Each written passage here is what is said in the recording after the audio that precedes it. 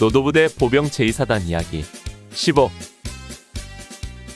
제17연대 이야기 3 6.25 전쟁 발발과 옹진반도 전투 세 번째 1950년 6월 25일 새벽 4시 옹진반도 서쪽의 제1대대 방면과 마찬가지로 제17연대 제3대대가 지키고 있는 동쪽전선도 북한군의 집중포화와 더불어 전면적인 남침이 감행되었습니다. 북한군은 양동작전으로 새벽 5시 30분까지 포격만 날리다가 전차와 장갑차를 앞세우고 갑자기 돌격을 시작했습니다.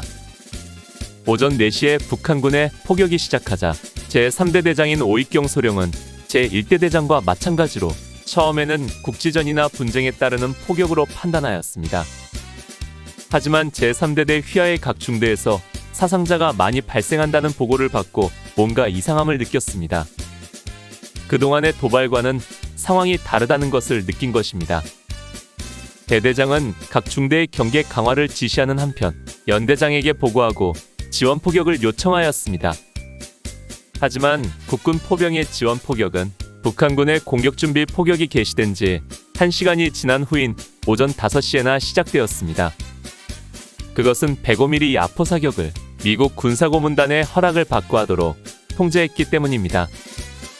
그 이유는 그동안 38선 분쟁에 대응해서 미숙한 병력들이 포탄을 마구잡이 발사하여 엄청난 탄약 낭비가 생기고 있었기 때문이었습니다.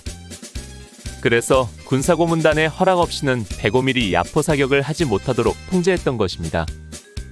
이런 이유로 지원 포격을 하지 못하다가 05시가 되어서야 미 군사고문단 브라운 소령이 사태가 심상치 않다고 파악하고 포격을 허락했고 그제서야 응사할 수 있었습니다. 그러나 이처럼 뒤늦은 대응은 북한군에게 피해를 별로 주지 못합니다. 오전 5시 30분 북한군은 전차와 장갑차를 앞세우고 제3대대의 주저항선을 돌파하였습니다. 대대장 오익경 소령은 자기 대대에 배치된 57mm 대전차포가 북한군 전차를 파괴시키지 못하자 당혹감에 휩싸였습니다. 포탄을 맞고도 꿈쩍 안 하는 괴물같은 적 전차에 대한 대응책이 없었던 것입니다. 주저항선을 돌파한 북한군은 대대관 직소를 포격하여 파괴하였고 이 과정에서 유무선 통신기가 모두 파손되어 제3대대는 실질적으로 통합지휘할 수 없는 상황이 되고 말았습니다. 다만 제9중대장의 무전기가 살아있어서 대대장은 9중대와 함께하면서 각 중대와의 신락같은 통신망을 간신히 유지할 수 있었습니다. 그러나 연대와의 통신은 불가능해져서 지원병 요청을 하지 못하고 제3대대도 가지고 있는 병력만으로 싸워야 하는 상황이 되고 말았습니다. 연대와 통신이 끊긴 상황에서 제3대 대장은 연대의 예비병력 증원이 불가능하다고 판단하고 오전 8시에 치마산과 석계리를 이어주는 선으로 철수하여 제9중대와 제10중대로 하여금 급편진지를 만들어 방어하도록 했습니다. 철수 도중에 강령으로 가는 도로상에서 연대본부에서 보낸 장교가 탑승한 지프를 발견한 제3대 대장은 전선을 유지하고 통신망을 확보하라는 연대장 명령을 구두로 전달받았습니다. 이에 제3대 대장은 북한군의 공세를 버티기가 어려우니 지원 병력을 보내달라는 요청을 한 뒤 지프와 연락 장교를 되돌려보냈습니다. 제1대대와는 달리 중대와 무선 연락망이 한 줄기 신락같이 남아있었기에 그런대로 각 중대의 상황을 파악한 제3대 대장 오익경 소령은 제9중대와 함께하면서 병력들이 분산 철수하는 상황을 파악했습니다. 대대장은 각 중대에게 곧 지원이 도착하니 제11중대는 판서, 제9중대는 석계리, 제10중대는 치마산에서 진지를 구축하고 적을 막으라는 지시를 내립니다. 치마산 기슭에 배치되어 방어진지를 편성한 제10중대 병사들은 적 전차에 출현해 당황했습니다. 사실 전차라는 것을 처음 본 병력들이 대다수였습니다. 그러다 보니 조급하게 선제 사격을 가하게 되었고 위치가 드러나자 북한군의 집중포화를 받게 됩니다. 이렇듯 적의 포탄 세례 속에 결국 제10중대 병력은 흩어지고 강령으로 분산하여 철수하게 됩니다. 반면에 석계리에 진출한 제9중대는 제3대 대장이 같이 있어서 병력장하기 쉬웠습니다. 제9중대는 저수지 옆에 있는 험한 길에 중심이 깊은 매복진지를 편성하였습니다.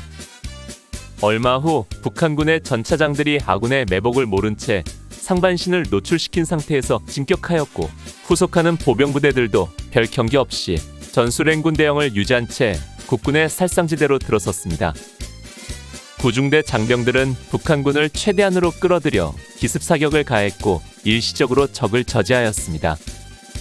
그러나 아군이 가진 화기로는 전차를 잡을 수 없었고, 전열을 가다듬은 북한군의 반격으로 아군도 사상자가 많이 발생하게 되므로 더 이상 현 진지를 지탱할 수 없게 되자 제9중대 역시 강령으로 분산 철수할 수밖에 없었습니다. 따라서 조직적인 저항이 불가능한 상태로 강령으로 철수하였습니다.